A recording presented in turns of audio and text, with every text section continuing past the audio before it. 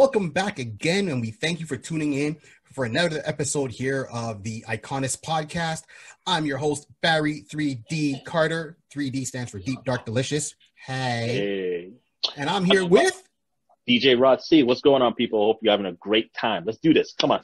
We're going to hear some good stuff tonight. Come on. Oh, absolutely. Absolutely. So we all know what's going on in the past year, COVID, and we're all locked down because of COVID. So there's nothing else much to do because of COVID. So we are going to keep bringing these episodes even when COVID ends. Yay. And we can go outside. But till then, we're going to bring you some gems that you can read, some gems you can watch, and just talking about it. So we are going to talk about, once again, one of my favorite authors, more of late, Mark Millar. Got it. Oh, go on. Yeah, and we in today's jewel we're bringing you is MPH, just like miles per hour. Miles per hour. Definitely listen. Mark Millar has been dropping some gems. We know him from other iconic stuff. Juniper Planet is coming up just now, but this particular series is something that I would say that you guys would like. I know I saw it for the first time. Barry brought it to my attention, to get ourselves prepared for this, and I said, hey, MPH. I said, okay, cool. I'm going to read through it. So when I read through it, I would just say personally, this is a very nice story. There's a lot of different dynamics of understanding a person's mindset. Yes. And how simply put, we're not trying to give it away right away, but the understanding this is a Mark Millar thing. So there's some kind of supernatural powers are involved in this, and now understanding that's a good way of saying, when person wields that amount of power, how does it affect you? And I will say there's a very good breakdown, and you can see a whole bunch of different angles, and we're going to get into it, but I'm letting you guys know that if you get a chance, definitely Barry and I will tell you later on, make sure you follow this. We'll tell you more about this again while we go through, but MPH, sit back, relax. You guys are going to join what you're about to hear. Let's do this. Go. Exactly. See, so I'm wearing my Flash hat, I'm wearing my Flash shirt, It's one of the few times where I don't look good in hats at all, but whatever. I had to put this one on. This one's a collector's gem. I had to put it with the lightning bolt on, and double up the lightning bolt over here. That's right, because I don't have an MPH shirt, but I got a Flash ensemble. So yeah, all about that speed. It's all about that speed, man. All about that speed. The question is, how fast can we go? We have no idea how fast we can go, but we're going to find out how fast we can go today. And if you want to know how fast I can go, either you got to check me out on my comedy or you got to see me on the dance floor, because when I'm on the dance floor, I'm going extra fast. That's right? Right. That's what he does. Yeah, king of the dance floor. Y'all don't know. You all don't know. Born and raised, hip hop for life, R&B, house, what? Can I have house? Disco, classic rock. Okay, I'll dance to anything. Y'all don't know. Challenge me when you see me when we can get back out there. But let's getting back to our boy, but Mark Millar. So this is another one, right? And we're doing a whole lot of them on Mark Millar. I think he's creating it. Mark Millar world. Millar world as he's putting it. Mm-hmm. He's got a lot of gems out there that have kind of slipped under the radar, so we want to shine some light on them. So as I said before, we're talking about MPH. Before we go any further, please like, subscribe, share, so this way when the new episodes pop up. We're going to be dropping these once a week, as we've been seeing. And thank you for jumping on board. And if you can donate to help the channel grow, that'd be greatly appreciated. This is a passion project, so we just want to have as much fun doing it as hopefully you enjoy listening to it. So here's another tidbit. Me and Mark are pretty much almost the same age. So, yeah, he was born in December. Oh man, he got shafted. When I say he's shafted, he was born in December 1969 on December 24th. He was born New Year's Eve, so he was his parents' gift. But that means he only gets one gift. It better be one heck of a gift come Christmas time. Yep. The only person that got shafted that way was Thomas, our boy Thomas. Yeah, he born Christmas Eve, man. Yeah, his birthday party and Christmas party was one. One and all. It's like merge. Yeah. Merge. Merge and form, So, as I say, that's Mark Millar. Mark Millar, once again, he's done stuff. So he's got, Jupiter's Legacy, as Rod said, is coming out. By the time you probably see this, will be out on Netflix. And he's supposed to have more stuff coming on Netflix.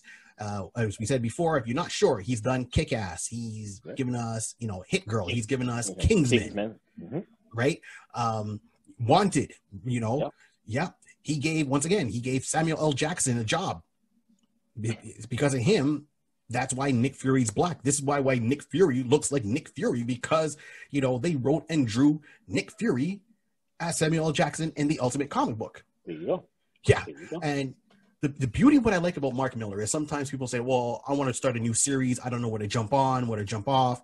Mm-hmm. His books are self-contained, meaning you'll get 5-6 issues, generally speaking, and that's the full run, beginning to end.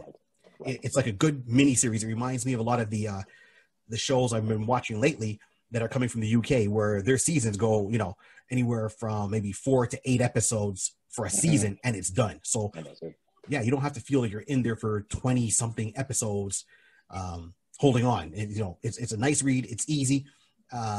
You know, and so he was a co-creator on this particular project, but, you know, he still got his hands in it with the writing, and this is what we're focusing on. So as Rob was saying, there's 4 main characters in here, and the whole question, it comes down to the question of, like, Peter Parker, right? With great responsibility, no, with great power comes great responsibility. Yeah, exactly. With great power comes great responsibility, you know? And then, you know, the other saying is absolute power corrupts absolutely. Yeah. No, but it's true. It teeters. It teeters definitely. And we're gonna see that we're gonna break it down. There's 4 main characters here, and the great thing about this, Mark was able to definitely show us. I would look at it as the full spectrum of someone who's fully utilizing that power and taking it for the full max of, let's say, not evil, but just saying, I'm getting what's mine. I'm having this power. I'm just going to do what I want without worrying about the consequences, versus someone who's on the other end, who's like saying, at the end of it all, they realize I should use my power for good. And then you have the other two that's in between. And you can basically see, when you read the story, you'll understand, you'll catch that, where those spectrum of those people are, and you'll see where they are. You can see the gauge. And eventually, when you get through the story, you'll start to pick up, oh, this person's going to do this. That person's like that. But then they do a little switch up later on. So it's a great thing. But again, it gives you that whole mindset that with absolute power comes, basically with absolute power comes absolute responsibility. It's a version of both phrases, but that's basically what it is. Yeah, it's true. It's true. So, the book opens. I mean, when you open to page 1, you see, some people in the background. You got 2 stoners sitting on a mountain, kind of looking over the road. And all you see is this one bolt of, of force. Like someone's running top speed. Right. And they're going so fast they can't control themselves. It's ripping up the road. They run into a mall. The mall kind of falls down on the person. They pull the person out. They're covered. And, it's like they got out there with hardly any scratches and all that. And the person's like, look, I'm really sorry. I didn't mean to hurt anybody. Is anybody hurt? I hope not. The authorities show up. They say when the army gets here, they're going to deal with you. And there's no fight, no surrender. The person just surrenders automatically, right? Yeah, saying I have no more powers. I'm done. He's just, listen, I'm sorry, and everything along that line. So yeah, that's basically exactly. So that's how it is. And then it automatically flashes back. So and then it goes over to Detroit. Mm-hmm. So Mark has a good handle of what's happening in Detroit. It keeps everything current in the real world. So it's more like how Marvel treats their background. They always base their characters, generally speaking, in like real locations, like New York and Canada, Israel. Right. So he's based it in the real world. This story starts in Detroit. Right. And so what I'll just make a quick note just to add that the first scene, the opening sequence of the scene, is basically timestamp. So as soon as you see that, the first box, the first entry has a date of 1986. Yes. So whatever the scenario is that we just spoke about happened in 1986. And then when it comes to Detroit, it's like a couple years in the future, not couple, but it's now in that sense, the time was written, that's present time. So we got to think of it that at present time now, we're going to start in Detroit. Yes. So just to kind of break it so you can understand, MPH's speed and so forth, seeing the vision, like you said, of someone running fast and they're like tunnel vision and stuff like that, running miraculously fast in 1986.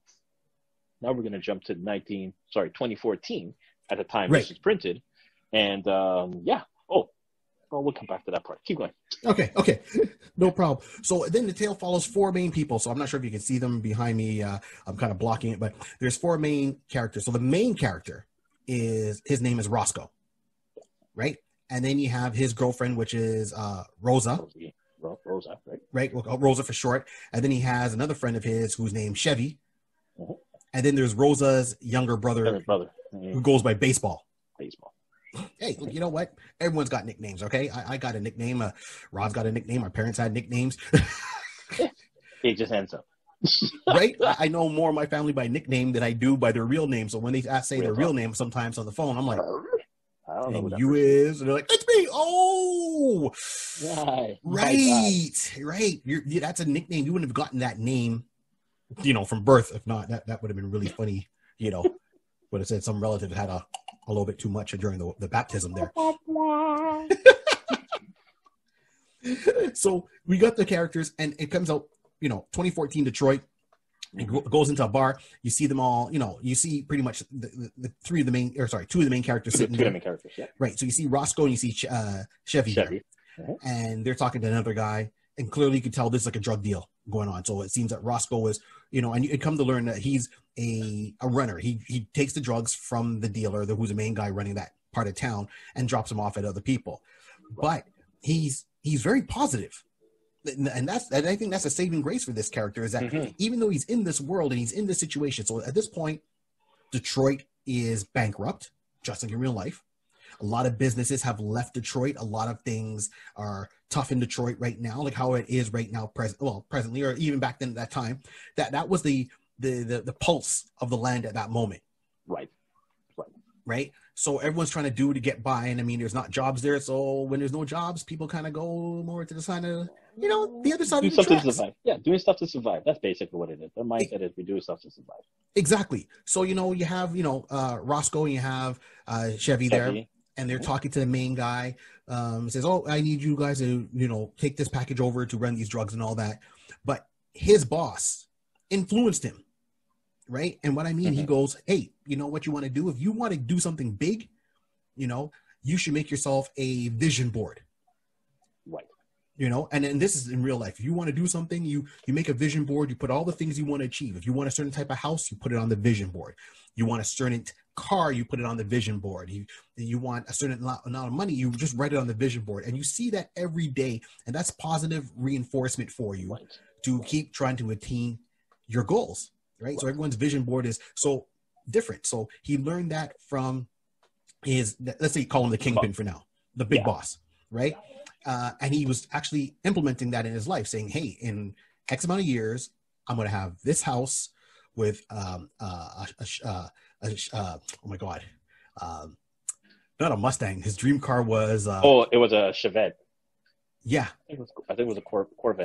Corvette. There we go. Yeah, Corvette. He wanted a blue Corvette. That was his dream car, to be down in LA, to have money, to, get with to be with his girlfriend.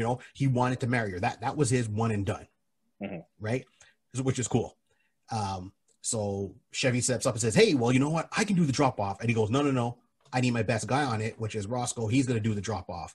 So Roscoe goes to do the drop off. When he's there at the drop off, he's at a restaurant, he's sitting down and he's talking to the guy he's supposed to give it to. And he's at whatever fast food restaurant inside. He's got this big box on the table wrapped like a gift, like a birthday present.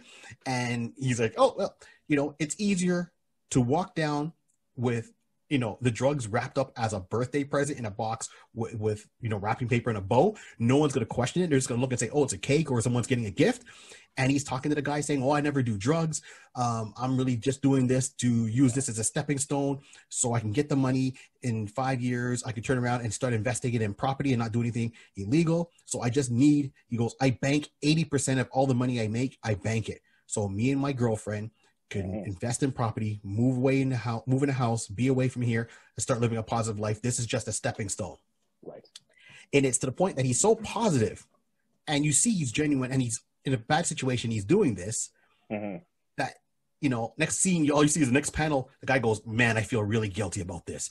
And I was like, what? And all the guns come out, and the guy that was supposed to be the guy who's selling it to was an undercover police officer.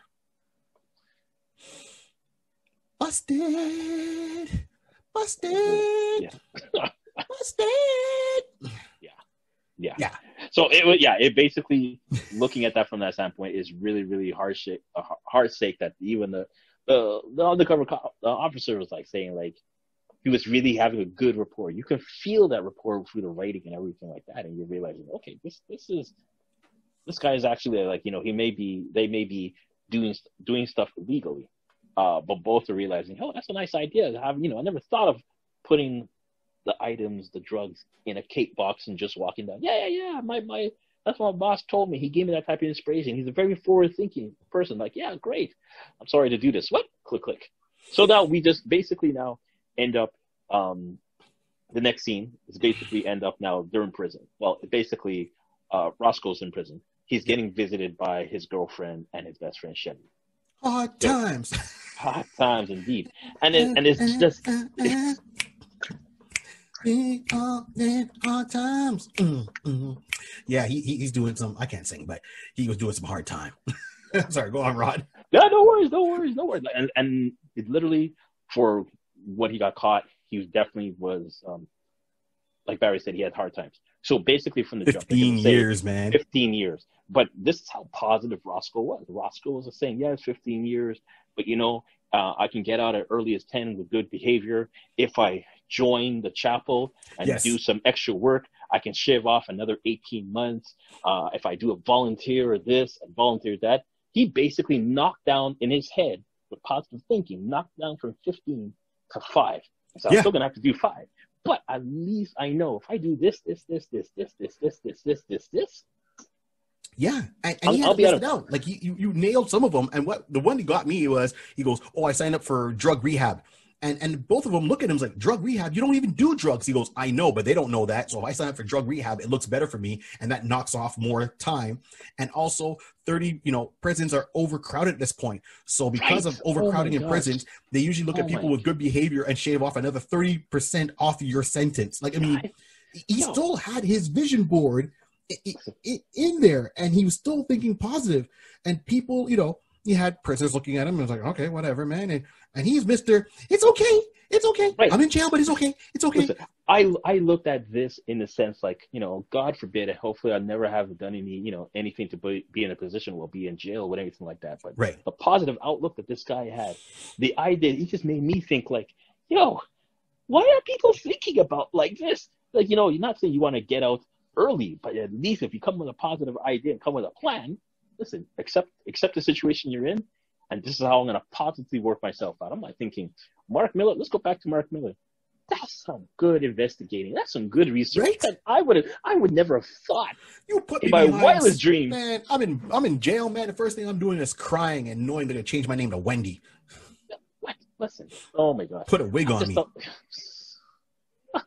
But I'm like, it's hilarious. I was just like, even some of the stuff you would have thought of, but the amount of stuff that he has listed, I'm just saying that's a lot of good research on that. Listen, you continue, because I can just go more detail into this. No problem. Before we know it, we're gonna spend like another 3 hours, and we're only in episode 4. Like, we still have another one to go, people. We're not gonna go that far, people. Just give you the heads up. But this just to show you, like I said from the beginning, this is a very good book. And absolutely. It's a lot. It's a good read. It's a good read. It's a good read, and hopefully, this is, I know he signed a deal with Netflix to bring more stuff out. So hopefully these are one of the projects he will actually throw on the table, because it won't take much special effects wise, depending how they want to do it. Mm-hmm. I'm being realistic, right? Because if it's too much in special effects, it's going to kind of kill the project. You just got to get some actors that can really sell the characters, and the special effects are going to come in because, MPH is miles per hour, right? So it's supposed to be something fast. So we're going to get to that. So in jail, he has this whole positivity thing still going on. He still has a dream board too. That's the part I'm about to say. He still have his dream board. You got a dream board? I mean, this guy is positive. Yeah. I mean, my head is sorry. I saw that. I was like, wow, this guy is good. You know what? And that says something like right now. Like, I mean, right now, we're in the pandemic right now. We all know this. We hear about it. We see it on commercials. We hear it on the radio, everything going on. And if you can have a smidgen of the positivity that he has, and honestly, I mean, it's a comic book, but if you can keep positive, like how he is in adversity, this would speak to a lot of people. Honestly, you want to see how it can go. Read it. It's not just a superhero tale. It's really about being positive and having that mindset. And you come off, you get back on, and you see how it works out. So he's in jail. He's got his dream board, his vision board. He still goes through all that. There's guys walking up to him. He's like, hey, man, you want to use some drugs? He's like, nope, I don't do any drugs. He goes, I don't touch that stuff. It's for small-minded people. I'm not gonna do it. I'm gonna do my Come time. on, son. Yo. Yeah, my girl is out there. I'm gonna hold out and wait for her. And he's still getting messages back and forth. Right now, what's the turning point? So one guy walks up to him and says, "Hey, man, so his best friend calls him and says, "Look, I just heard some stuff." And he goes, "Oh, what'd you hear?" He goes, "Well, that same guy, the drug lord, the one that you were looking up to, he's the one that sold you out." And he's like, what do you mean? He goes, he's out here talking about how you wanted to get with Rosa. He wanted you out the way.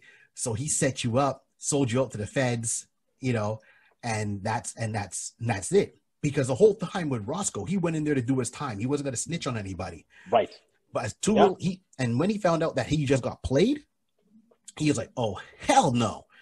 And he called his lawyer. He's trying to call the press. He called the press. He called his lawyer, and everyone says, "Oh no, it's too late. We need that guy out there because we're still going to follow him to see who the bigger person is that's supplying him." So he missed his window of opportunity, and that's where he has a crisis of faith. One inmate comes up there, makes a comment about his girlfriend. He figures, okay, I've just been shafted. Now I got nothing to lose. He turns around and just beats the hell out of him. Like, they don't even show it. You just see him grab like a pot, and then next thing you know, you see him back in his cell because they're like, "Oh, so how was your 2 weeks of solitary confinement?" And he's got bandages all over him. Just dark and scary, man. Just dark and scary. Yeah, exactly. And once again, the local drug dealer in the prison walks up and says, "Hey, you know what, man? You want to try some drugs?" He goes, "Well, no, I don't do that." So he goes, No, I know normally you don't. But seeing that you just got shafted, your girl could be out there now sleeping with a guy and all this stuff is going on. What do you have to lose, man? Now you're back." And he goes, "Now because of that fight, you've added more time on to your plan. So you're not going to get out in 5 years. Right. What do you have to lose?" Yeah. At a low moment, he turns around and the guy goes, "Look, I'll give you one on the house." And he pulls up a bottle of pills, and on the pill bottle, it says MPH. And he goes, "What is that?" He goes, "I don't know, man. It's something new. It came in my shipment. Here, have one pill." All right, then takes one pill. He goes, and next thing you know, Roscoe kind of goes into like a seizure. He starts frothing at the mouth. The drug dealer turns around and says, "Oh, we need a medic team. Come over quick." Yeah. Get him on there on the stroller. They're rolling him down. And while they're rolling him to the infirmary, he's there describing all these things is like, "Oh, the lights are blinking. Everything seems to be going so quick and slow at the same time." And then he goes, "I just had to close my eyes and open them to focus." And then everyone stopped moving. Nobody, everyone's standing absolutely still. He gets off the gurney. He starts walking. Then everything goes black. It comes on again. And he's like, "What's happening?" And so, the long story short, he realizes it's not that people stopped. He's moving that fast. Right. That's when the speed kicks in. So this is all about that's why I'm wearing my flash shirt. This is all about super speed, but to the nth degree. Right. And he gets out there and he's like, "Oh, so when the lights flicker in this prison, the lights flicker once every 100th of a second. And normal eye wouldn't catch it. Right. But he's catching it and it's like a total blackout. So he's not even running. He casually walks out the prison. Walking for him is moving super speed for everyone else. Right. Then he's like, wait a minute. And when he's out, he walked out the front door and he stops himself and he goes, "Oh, I should go back." He goes back into prison and gets the bottle of the MPH from the guy who was giving it to him, the dealer. And then he walks right back out. And then from there on, he goes back to his neighborhood. Right.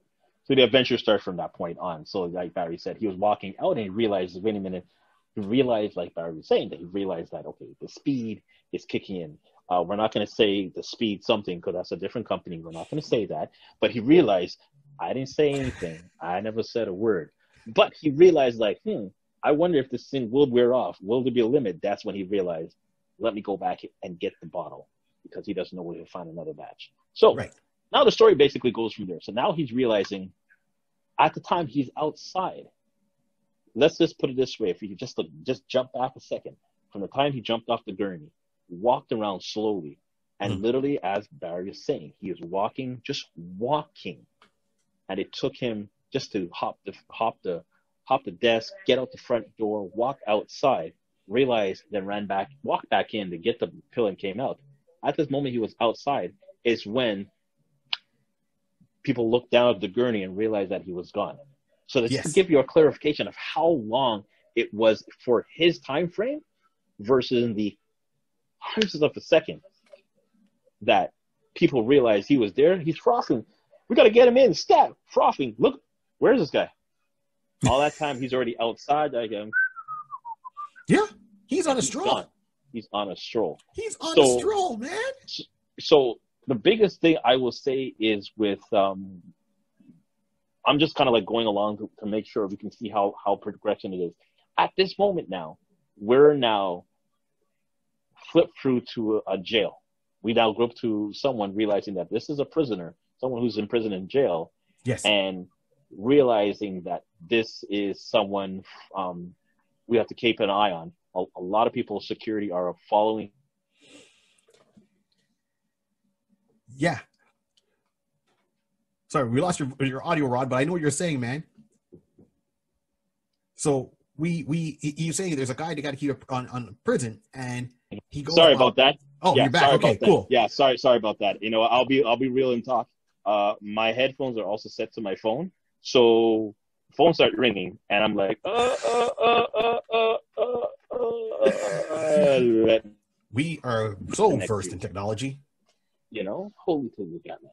Okay, so what I was about to say is that the last thing I said was about we changed the scenes now. So now, right, with Roscoe is outside. He's about to take off, whatever the case would be. Now we flip to a scene, and now we just see there's a guy who's basically looks like he's from the inner appearance. This guy seems like he's in a loft. He's just like casually just chilling, watching TV, and so forth.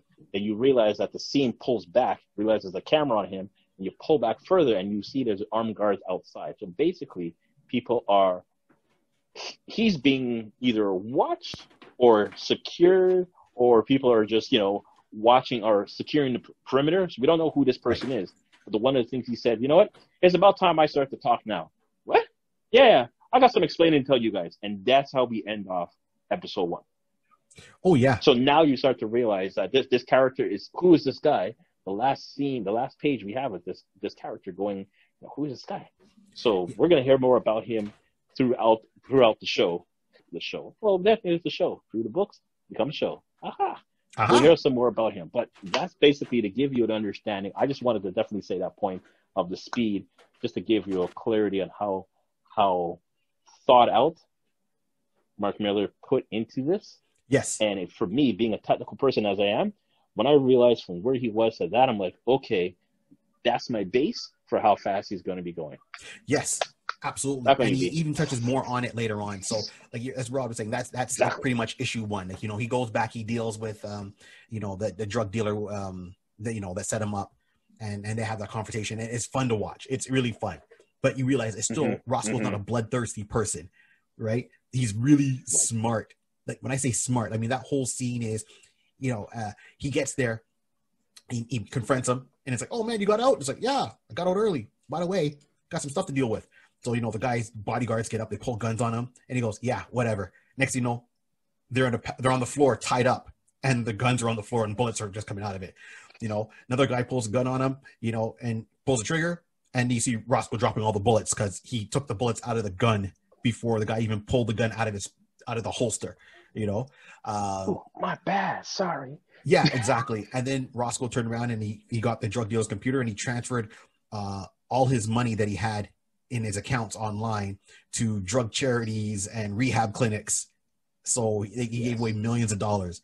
Then he turned around and it's like, oh, by the way, while I was on the computer, I canceled all the insurance on your buildings, on this building and another building. He's like, you canceled my insurance? Yeah. Can you guess why? Do I smell gasoline? Where'd that come from? Click, click. And you see Roscoe with a lighter. Next panel, Roscoe he moved so quick that everybody in this bar, and it's a bar, he didn't have a lighter. He went, got a lighter, came back. He evacuated everyone inside there before the place even caught on fire. So by the time he hit the lighter and it started to drop, he got everyone out and the building was engulfed in flames. And he's like, yeah, we're even. You left me with nothing. And Roscoe went about his business. So he's not bloodthirsty. I understandably angry, but that was all issue. That's just issue 1, but he's understanding the what's going on. So issue 2, and to give you a quick synopsis, he meets up with his girlfriend. He meets up with Chevy.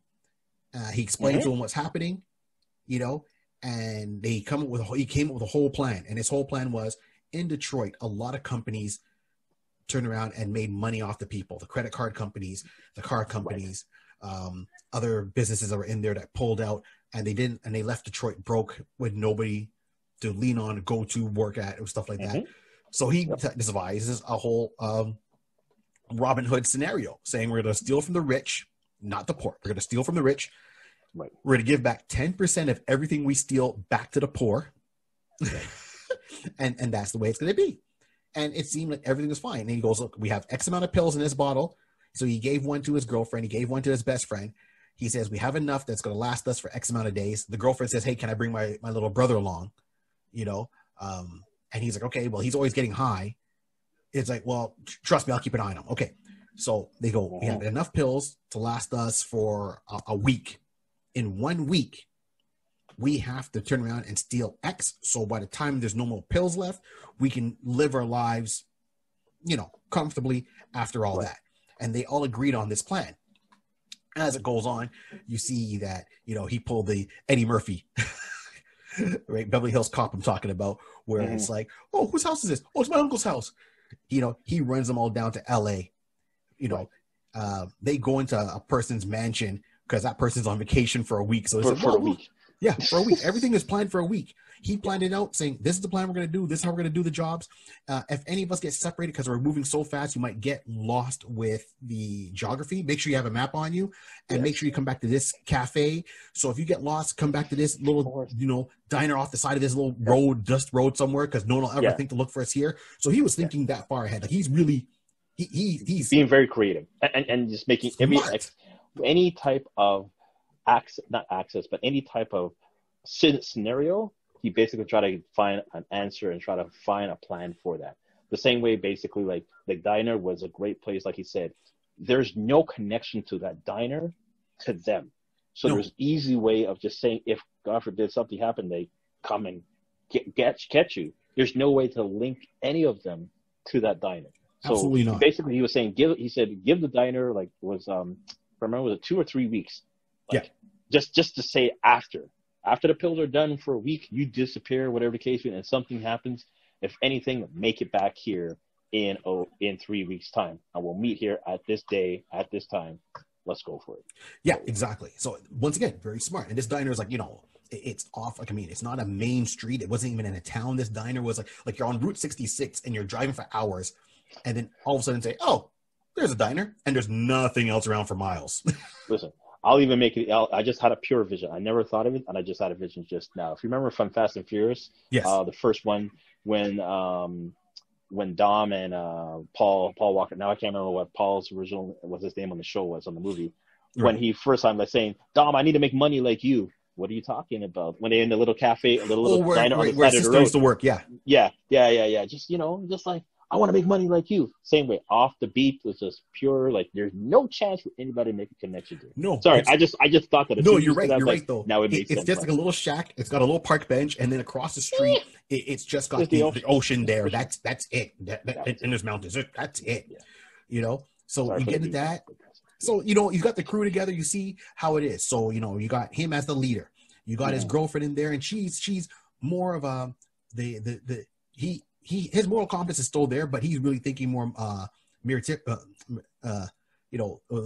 like that. But is materialistic. Oh my God, I'm mispronouncing. Materialistic. Thank you very much. The big lips getting away, and she's more conscious with social conscious. Right. Chevy, man, it's all about ducats and dollars. All it is. That's all it is dollars. I mean, Chevy could be a rapper. So, and then you got his he's got that mentality. You got, when I say rapper, I'm just talking, all bling, flashy. And then, and it starts off that way, right? But so they go in there, you see how they do a couple of jobs, and they start robbing from certain banks because the banks are owned by these corporations, or that's where the corporations are investing their money, I should say. And the bank jobs are funny, but to show you how fast they can run is, okay, clearly, obviously across the land, it took him 4 minutes to run from one coast to the other. Yeah. Right? while running 4 minutes from coast to coast, they had enough time to stop because his girlfriend had to pee, and then they all decided to eat. I think it was like a Taco Bell or something like that, and they ate everything off the menu. And then they were, so it wasn't like a straight run. It was a run. Oh, I got to pee. Okay, let's have lunch. Okay. And then they're running. And then he passed the Indy track, like, Indy racers. A race was going on. And they ran onto the track. And he's on the top of during a race. The race is going. He gets on top of an Indy car. It's got to be doing about 200 kilometers or more than that an hour. Yeah. He's on there. And his boy gets on the front of the car on the fin. And he's taking pictures. And he's posing like, what? Crazy. I mean, it's like the best. It's the ultimate road trip. That's really what it is. It was the ultimate road trip. So it's 4 minutes with all this stuff going on, and in there they get to run on water, like literally run on, like Remo Williams. If you know Remo Williams, good on you. But run pun water. That's always been a running joke within the group, right? Run pun water. Remo Williams. How am I supposed to get there? Run on water. What? Now I have to go back and look for Remo. Oh my goodness! Come on, sorry. man. Yeah, no. It's a classic. Like it's a deep classic. It's a deep pull. Very few people remember Remo. Remo Williams, man. Run pun water. Excuse me, master. You heard what I said. We need to make a remix on that one. Anyways, we'll get to that. Go on. Right. So they can run on water. They can run up like a vertical building, no problem. They can run down a vertical building, no problem. At one point, they do a bank job. And when they're escaping, and I mean, you see it before, but when they're escaping, they show you how fast they run. It's like, what should we do? Oh, let's give them something to talk about. Because people know they're robbing the bank. They just don't know who they are. Right. They can't catch them.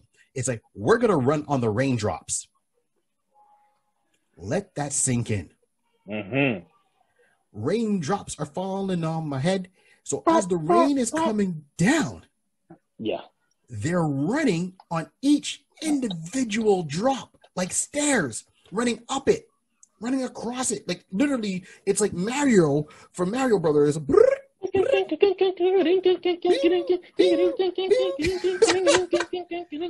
Sorry. On raindrops. Okay, so you the scientific part of that is just mind-boggling. Again, there's no scientific books. Thinking of Mark Millar. That's right? Deep thinking, man. Seriously, he's like, oh, well, Flash can do this. Well, he's going to do this. So, and it comes down like really, and you'll see. So, run on raindrops. I'm like, oh man, this is beautiful. So, where things now start to go awry with the group. So, they find out, like as Rob was saying, that mystery person, right? He goes by the name of Mr. Springfield. Right? You find out he's in jail. Right. Bringing him in cuffs. He's always been polite. He never really spoke. He watches TV. You find out that he's been in this facility because they know that they were trying to do superhuman testing. So it was back during when they were working on the first nuclear bomb. They were trying to make a super soldier. All nations. They've had very limited success. There was rumors that maybe some of them had powers. So, and this is what I said, Mark bases it in real facts. So, I mean, real people, I should say. So you see that, Ronald Reagan was president. Right. And Gorbachev was, prime minister over, and the two of them signed an super soldier pact, meaning they will not do any more experiments or trying to develop their own super soldiers. And then someone else joined in and, so it's all against that. But he thought when that, Mr. Springfield first showed up and people said he was just, running, they put him in a big cell because they thought more super powered people were showing up. They made a division for this, so the bottom line is during this whole Robin Hood era, things are going great. But then you realize,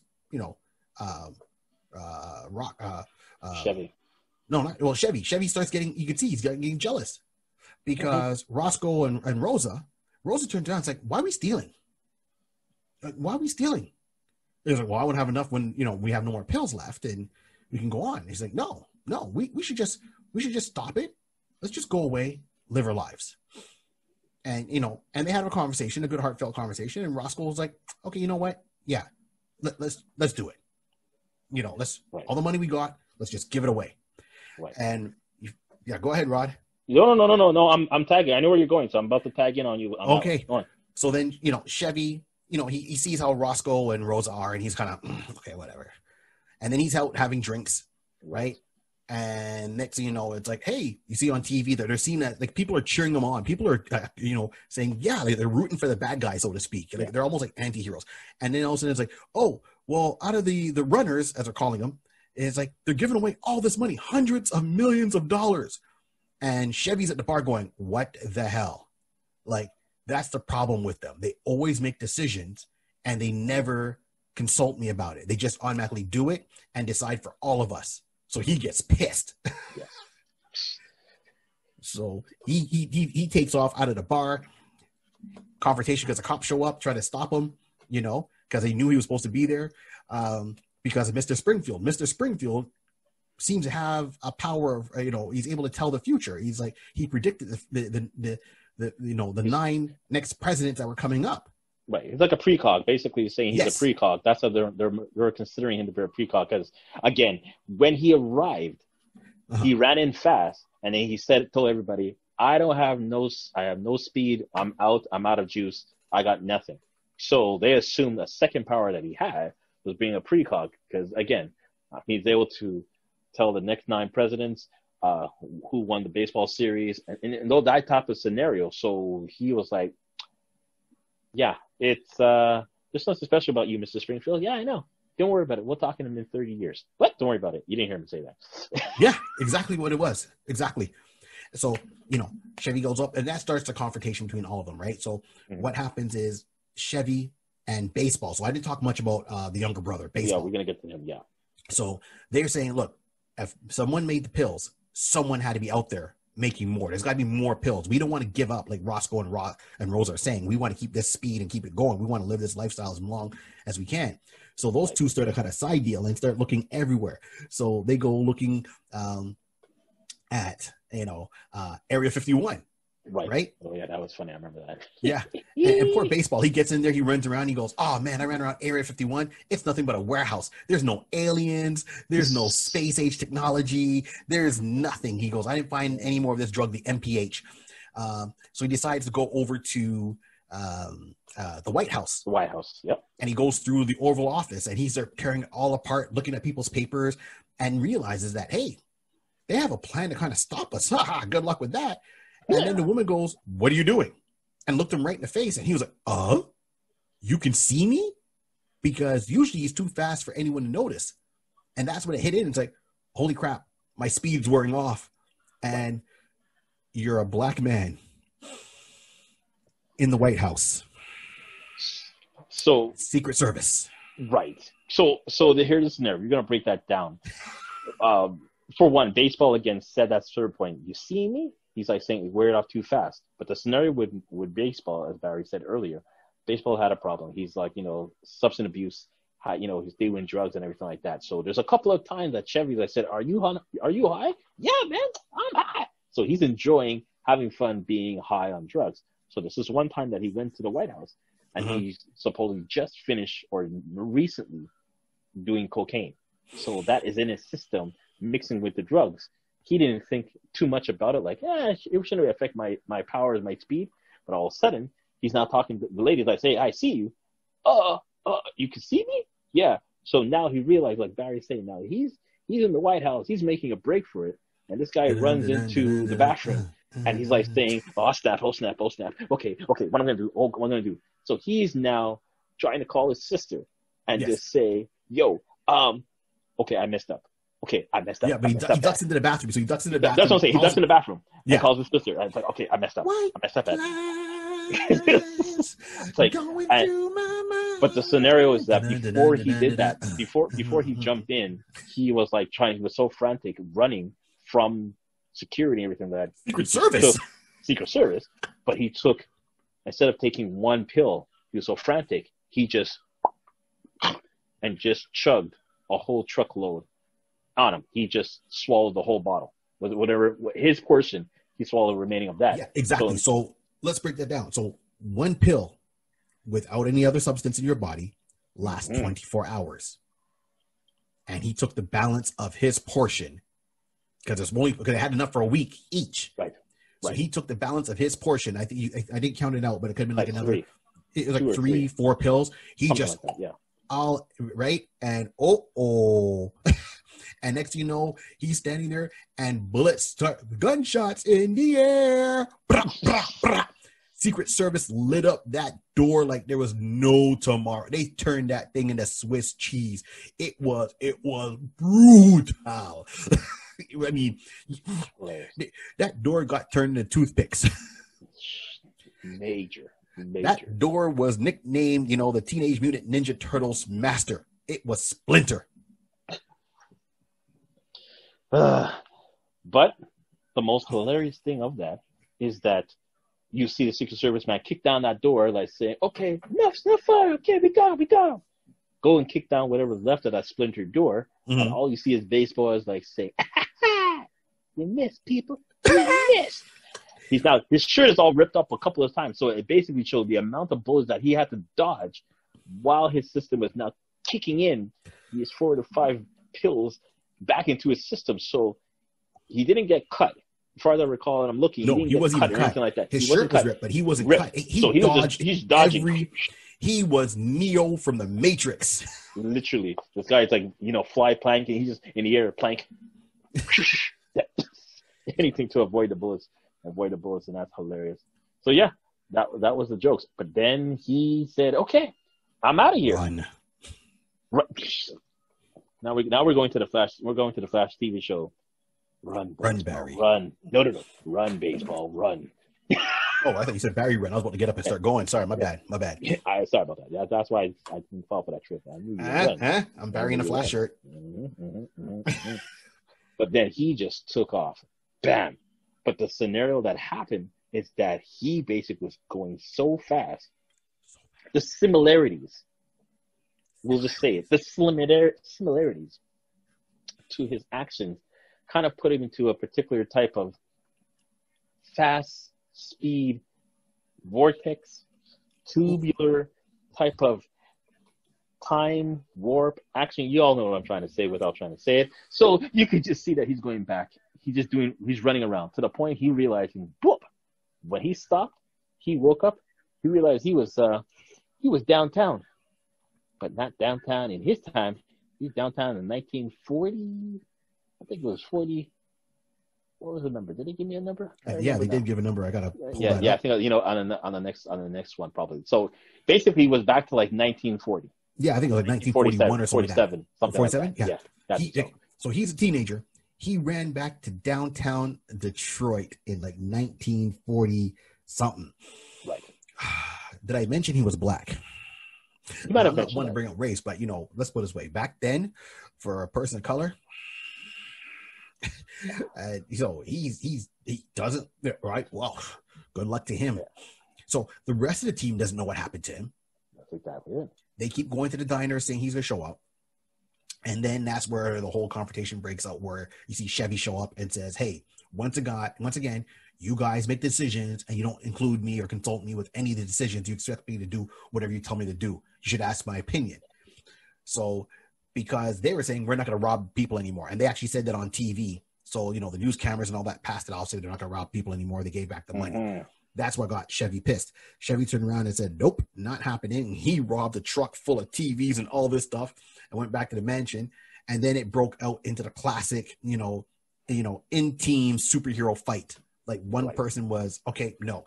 So you see Roscoe and Rosa are on one side of the spectrum. They've gone from being materialistic to, consciousness and not abusing their power. They've kind of gone back from absolute power corrupts absolutely. They were kind of somewhat corrupted absolutely by the temptation of the power. And now they're kind of going back on that moral compass saying, no, we haven't done anything. Now keep in mind, they haven't hurt nobody. They haven't killed nobody. They haven't, as I say, they rob from the rich, give to the poor, keep some for themselves. And that's it. Right. Now Chevy, he was always the muscle out of their group. Good way of looking at it. Definitely a good way of looking at it. He was the muscle of the group. He was the muscle of the group. He was like the Ben Grimm. If this is a Fantastic Four with speed powers, and they do mention Marvel, they do mention DC in the series. So if this is like, the Fantastic Four with just speed powers, right? It's like Fantastic Four meet Flash, right? The Flash Flag. Then he would be your Ben Grimm. Yes. Right? And he wasn't happening. He was like pure thuggish. So he was like, nope, not going to do it. Not giving up the lifestyle. You can't stop me. And that's where the confrontation. Now, the whole time is you got to flashback with Mr. Springfield. Mr. Springfield turns around and he's like, "Oh, don't worry. You want to know where they're at? They're at this address. Here's a picture of the house. Let me draw it out for you. Okay, this is how you have to attack them. Here's the plan." You know, and he was talking to one of the guys that was his guards, and he goes, "Man, I've been working with this agency, you know, like an anti-metahuman agency or whatever. That's not the real name, but I mean, it's something along those lines." And Right. he goes, "I've never seen anyone else with powers. I always thought after reading DC comics and watching Christopher Reeves play Superman, I wanted to see people with powers. And Yes. I never did in my 30 years working. And now I'm about to retire. Right. You know, I retire in a couple of days." And he said, "Yeah, I retired in a couple of days and I never pulled my gun once." And Mr. Springfield turns around and goes, "Yeah, don't worry. You might pull your gun today." He looks at him like, "What?" And he's laughing. He's not laughing, but he's got a smile on his face, Mr. Springfield. Yeah. So it breaks down that, you know, you got Roscoe, you got, you know, Chevy, you got Rosa. They go, the whole fight takes around the world. They're racing around the world doing this fight. He's trying to kill people. They're trying to stop him. And at one point, you know, Chevy gets in front of Mr. Springfield and that agent. And, you know, Mr. Springfield looks at him and is like, "Hey, so look, technically you haven't killed anybody yet. Right. Just walk away. Just walk away." And Chevy's like, "Psh, but walk away? You can't tell me what to do. You have no power. I've got the power." He's like, "You know what? I'll even let the guy take out your gun. You know, shoot him." And Mr. Springfield looks at the guard and goes, "Go ahead, shoot him." So he pulls the trigger. But when he pulled the trigger, he missed him. And Chevy's laughing, saying, "Oh, you see that? You missed me." And then you see Chevy start taking off. Now, if you look closely, everyone is kind of frozen still, except for Mr. Springfield. Mr. Springfield turns his head and looks at Chevy. Doesn't do anything. He's just smiling. And then when he goes to hit Mr. Springfield and the guard, you know, Roscoe comes out of nowhere, grabs him, takes him up to Alaska. That's when they start fighting around the world and goes back and forth. You know, at this point, Chevy did turn around and he killed all the other soldiers. Like he took the other soldiers that had, you know, machine guns, like M16s, and he took the M16 and rammed it, not shoot it. He rammed it through them to kill. He speared them with guns. Gangster, son. Gangster. Dad, come on, son. Come on, son. Right. And I just thought, you know, it's like a lot of action, but I mean, at the same time, it was a lot of story building these characters in these 5 issues. And this is talking with such passion. And this is what I was saying in the beginning. That when you read this storyline, you realize that there's a good arc in here. There's a lot of this story driven, looking at the dynamics of how absolute power can corrupt someone, and showing someone how with great powers come great responsibility. These tones are implemented and felt throughout this. So you can see that when Roscoe now realizing that he didn't let power get to him to a certain degree. He was just using that to better himself, because all his mindset has always been to better for a better life, to be a positive person and be better himself. Now I have this power. Let me utilize it. Yeah, for me and my friends. But I'm not going to take advantage and hurt anybody.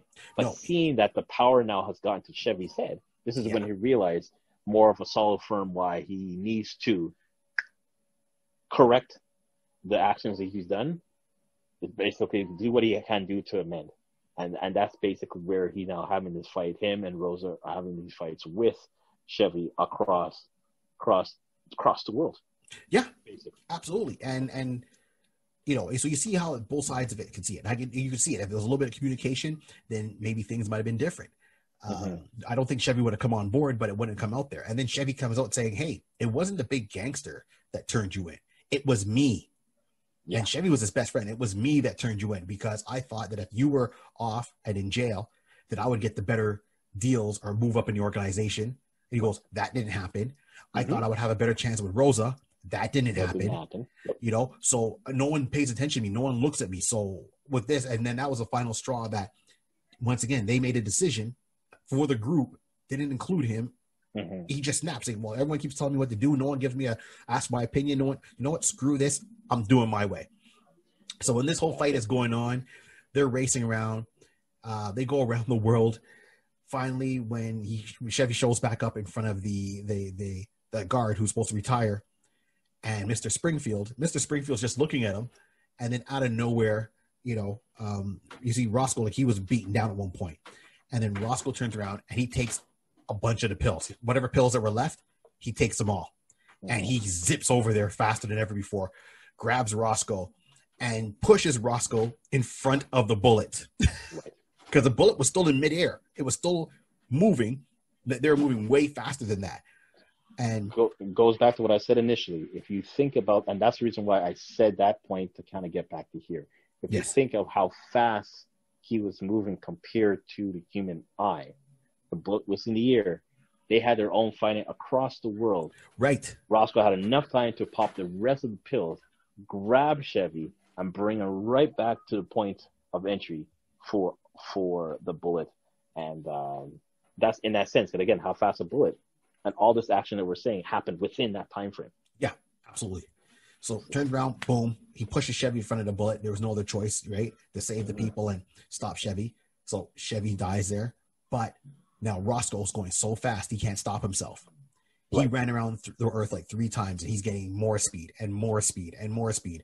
And next thing you know, he pulled a going back in time. Going back in time. The famous 88 miles an hour.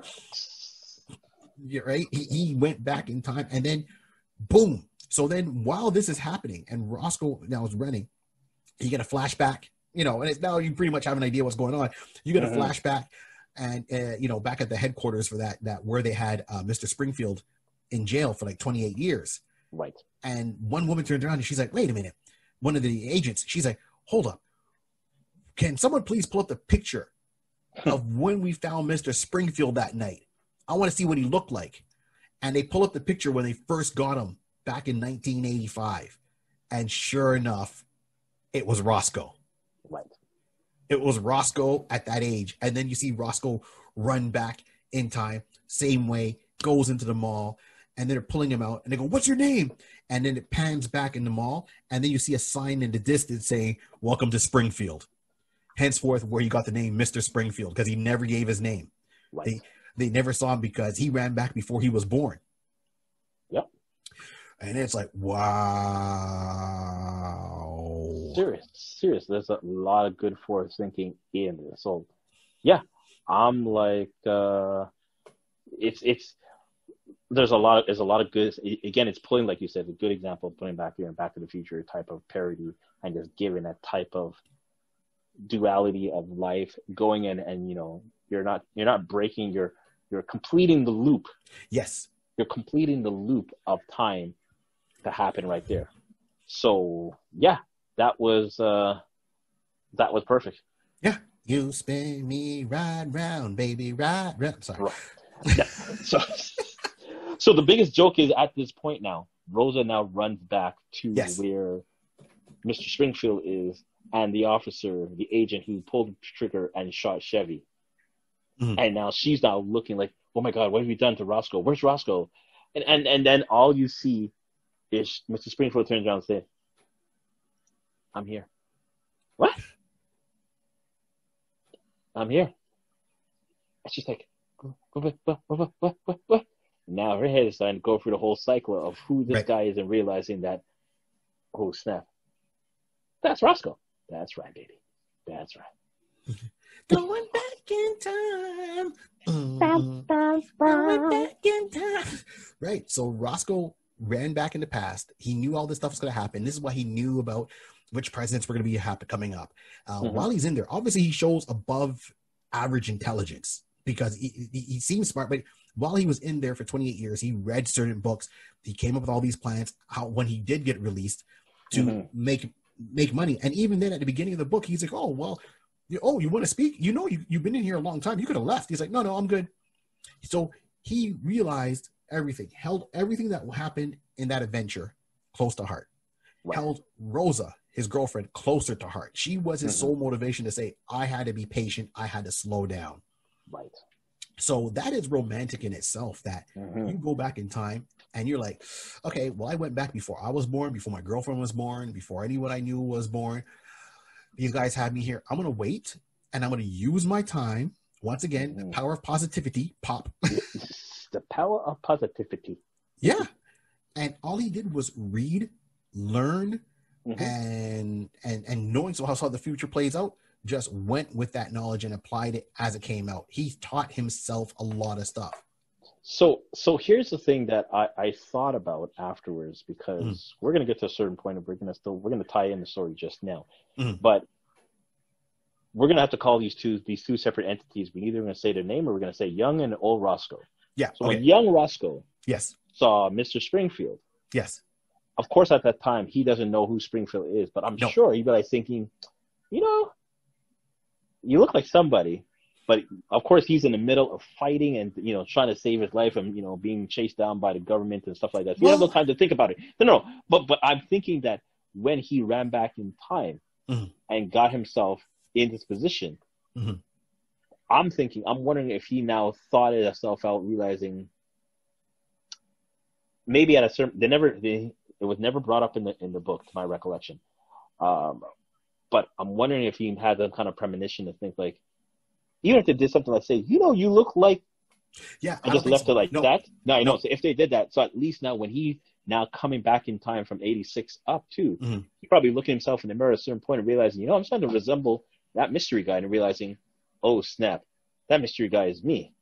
If it could have been cool to kind of put that, if like we will say, if we're ever gonna do like when they're gonna plan to do this as a Netflix, we're gonna say when, because it's going to happen. So when they do that, I hope someone sees this and basically kind of remember to put something, a little ad-lib or something like that. So at least you can tie it in that at some point he was smart enough to think ahead, that he saw something and realized, okay, I got, you know, when he was back in time and realizing that guy that I was facing with the glasses, you know, that looked like my Uncle Pedro kind of scenario, but realizing, that's me.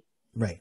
You remind me of my dad, you remind me of Pedro, my uncle. You remind me of somebody, family-wise. Yeah, you see, but here's my thing. He was so distracted that's what I'm saying. Right, because even the book, they said you can't attack them. You have to wait till they're totally distracted before you attack them. So the whole time they were just really focusing on themselves. Exactly. That Roscoe, he never. It was more Chevy that really had a dialogue with Mr. Springfield. That's what I mean. But Roscoe, young Roscoe, never had a dialogue with old Roscoe.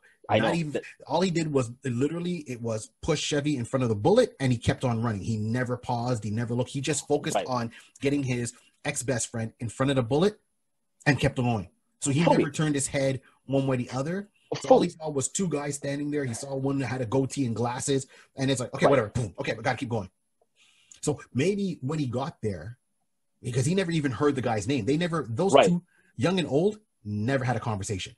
Well, this is what I'm saying, that they never, like, he would have seen him. Maybe that's what I'm saying, that when he was pushing him, at that point, if they had some kind of scene where he can like see over his shoulder as he's being pushed forward to, you know, take the bullet, look over his shoulder and say, hey, that looks like my uncle, but I'm still focusing. I got to do this and keep running. At this point, though, like you said, the only time he saw him per se is when he put him in front of the bullet.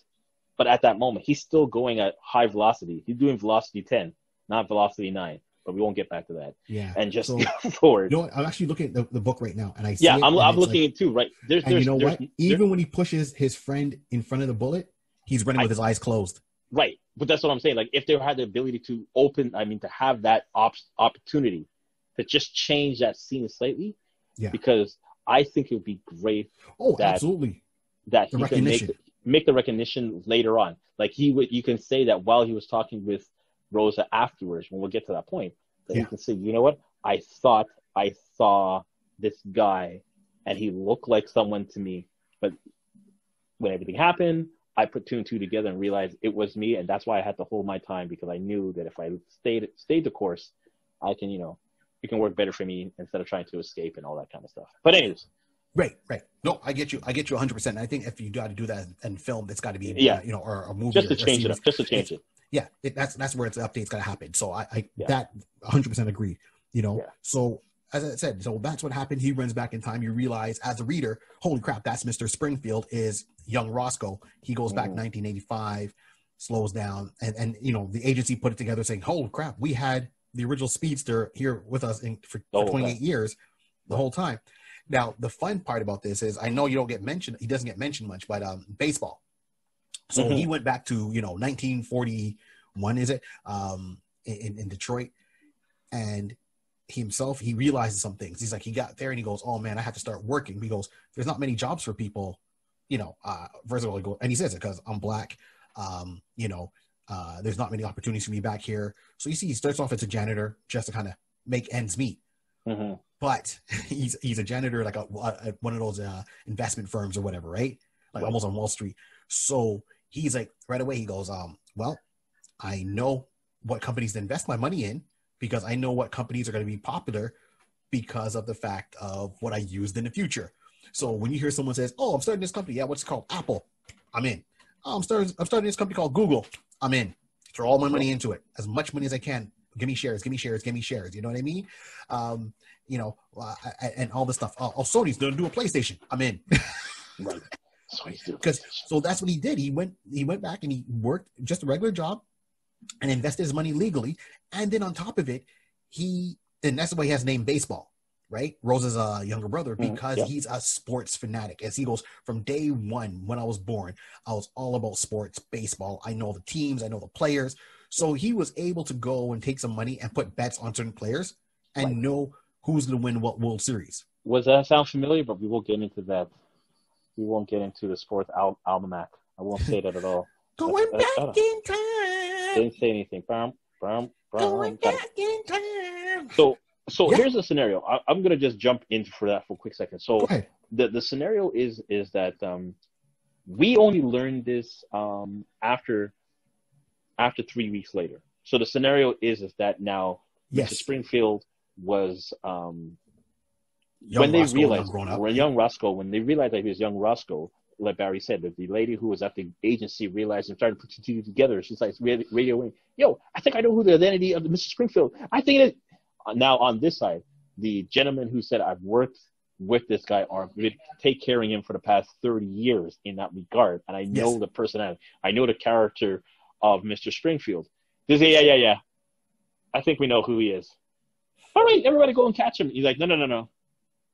He served his time because technically he's free. He has served his time. He served 30 years for that crime. He's free. Yeah. Well, they didn't have him. The only crime they can get him on, and he was supposed to be 15 years, so he more than did his time. He almost did double. Right. And good behavior. Right. So he basically had pardon in that sense. He was freedom. So technically at this point now Rosa is there.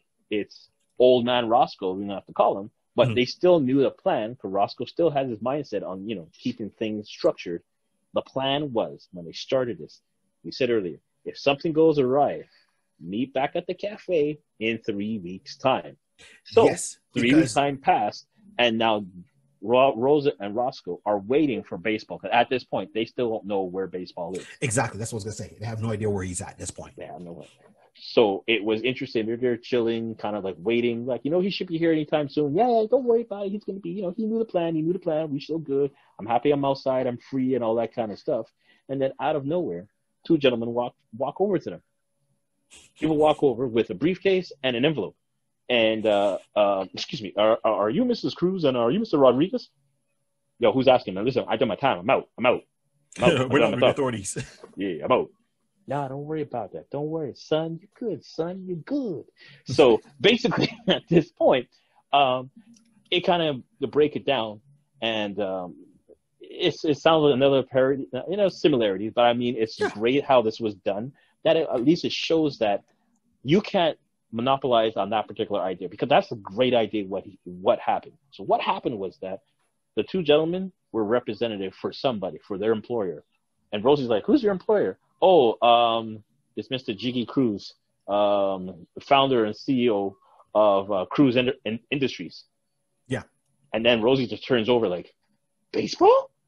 So this is where we go into that Rosie received a letter from her brother, and her brother says, sis, by the time you read this, I don't know if I'll be there, but I'm going to let you know where I am now. I made it safely somehow in the 1930s, and then he goes into the storyline that Barry was saying, that he had to become a janitor to survive and everything like that. But he took the knowledge he knew from 2014 and utilize the best abilities. And he basically lived very well with that knowledge and be able to not to throw off anything butterfly effect or anything like that. But he used his wisdom and realized that he asked for his sister's forgiveness. And this is what I like too. Yeah. That baseball was also, he realized that his actions was immature, and it basically put, if we want to call it, we want to say, sometimes it put the team in danger and put the team in a situation. He now doesn't know the outcome of his actions after he bolted out from the White House. The last thing baseball would know is leaving the White House and ending up in the 1930s. But he realized that his action up to that point was not the greatest for his team. And he basically said he would do better and be a better brother and try to live the straight and narrow along that line. So it was great to see and read that the empathy that baseball had at the end when he realized that, I done mess up right now. And I got to come out of this on all fours. I got to come out on top. Let me turn around and do things positive. So I like that as well. I took that very well. So, I mean, he got himself clean. He got himself off the drugs, right? Mm. You know, as he said, by the age of 30, he was a millionaire, and he kept on going. He goes, all my money was earned legitimately. No crime, no shortcuts. He goes, I met a wonderful woman. We got kids. And he would drive by. So he had a limo, and he would go by where he used to live. And he goes, hey, I remember going by, and they had an older brother who got killed because of street violence. And he goes, I went by, and then, you know, they'll drive by sometimes, and I would see mom with our older brother and you as a baby. And I wasn't even born yet. Right. And I couldn't interact because I didn't want to change anything. You know what I mean? So I went about my business. A butterfly effect. Exactly. And he turned around and said, look, I got all the money. And prior to when he got the letter, I think that when they got the letter, he passed away like 9 years before that. Finally. So he lived to like a ripe old age of 80 something, you know, has a wonderful life. He wrote this letter to his sister saying, you did great by me. I know you promised to protect me. You did. Mm-hmm. You showed me error of my ways. You showed me how I should be. I changed my life around. You know, I hope you be proud of me. I will thank you. I love you. And I hope you take the time to come and meet my kids, you know, because now at this point, his kids are going to be grown, right? But please, you know, come meet the kids. By the way, here's a gift. And then they, you know, the guys are getting ready to leave. So one of them opens up the big suitcase. Mm-hmm. And old Roscoe turns around and goes, oh my God, it looks like $1 million. And the guy goes, no, it's $10 million. Just to let you know. Just let you know, it's $10 million. We know that if we left you anything else, he would say, no, you don't want it. It's all legitimate money, nothing illegal. He stressed that all the time. So here's $10 million in this suitcase for you. Oh, by the way, here's some keys. And he goes, what's that? He goes, oh, this is for your Corvette that's across the street. That your Corvette you had on your dream board, and it's the color you like, blue. Dang, he got it right. Yep, and that was it. That was it. That was the whole 5-issue, you know, condensed version of it. Definitely give it a read. Mm-hmm. And it's so good because I said, there's action, there's romance, there's dynamics with characters. Mm-hmm. You know, there's betrayal, there's time travel, there's super speed. It was, you know, and there was no like tights or anything like that. It was just normal street clothes, and what they would you get caught up in the tale. And I think you know, it's nice that not every comic book needs to be in tights. Don't get me wrong. Not every comic book needs to have people in tights, right? And it can be Joe Average looking, and this is how it played out. So it was a fun thing. Now, usually we always say, oh, okay, who can play these characters? Who can play these actors? And you know, I was kind of struggling which actors can play this cast. So we're going to turn around and say, you out there, we're going to put this, when we put this episode up, I want you guys to, you know, everyone that's listening, throw in your pitch who can play these characters. Let's have an online discussion. You know, be it on our Facebook page or our Instagram page, or, you know, or we got Ko-fi. So any page you see, let's have a discussion. Throw it out there, even on YouTube, and say, who do you think should play Roscoe, Rosa, Baseball, and Chevy? Who would you like to see? You know, obviously it's got to be a young cast and a cast with some acting chops. Yeah. right? And then let's hashtag it and let's get it out there to Mark Millar. Let's get his. I'm gonna tag this to Mark Millar and see. That'll be nice. Be nice. I'm gonna tag him and see. Hey, who would you see playing this? Who would you like to? Because so far he did Samuel L. Jackson, nailed it, and he had Eminem that he wanted for Wanted. I mean, that's how he was drawing, and I would have seen that. So I'm curious what his mind frame was like when he wrote these. When he wrote this particular story arc, and it was just a beautiful ride on that, and I'm sorry, and we keep saying Mark Millar, but also Duncan, and I'm going to mess up the last name, Fegredo is the other co-creator. So Duncan was the artist, Mark was the writer. They both co-created this project together. Beautiful thing, and once again, I like it. It was short, sweet, to the point. Maybe we weren't short and sweet to the point, but it's short, sweet to the point. There you go. Rod, what's your final thoughts on this, man? Listen, my final thoughts are this: that I'm saying a movie because I could really see this coming to life. Like this is one of those type of storybooks / scripts / books that you've read. Definitely with the help of the illustration and just the artwork that gave you that type of feel for it. This could definitely be something. Like if someone has the ability, Netflix, any of those big networks, they have the ability to put some time and put some effort into this. I think it definitely turn into a very good, rounded show.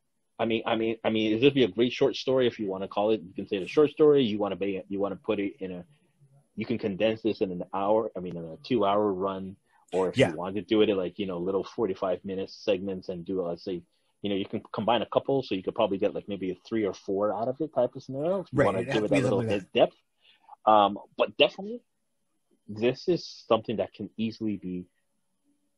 I think it actually can be translated to the screen very easily. Maybe not the big screen. I would like it, but definitely to the small screen. This is something that can definitely be streamed and seen. I can see this being. When people start to realize that not only this is a Mark Millar production that is touched by Mark Millar, I should say, they'll go back and check his other ones again. Wanted, Kick-Ass, Kingsman. Yes. And you can definitely see the correlation. If you've already liked those movies, you will have no problem to put this on the table and say, okay, you're going to give it a go. And I'm definitely sure that you'll walk away thinking okay, this can work. I'll update it again. It's 2014. So technically, if you want to be more specific, that's 7 years ago, 6-7 years ago type of scenario. But you just maybe touch it up a little bit more modernized. But I don't see any need to, because everything there, perfect to me, is still in the same time frame that it could be acceptable. That you just call it 2020, 21, 22, 23, whatever. And we're good with that. Absolutely. I agree. I think it should be streaming service, big screen, not maybe, but definitely, since he already has to deal with Netflix, streaming service, make it 4 episodes, either a movie or 4 episodes tops, and no need for a second season. It wraps up nicely.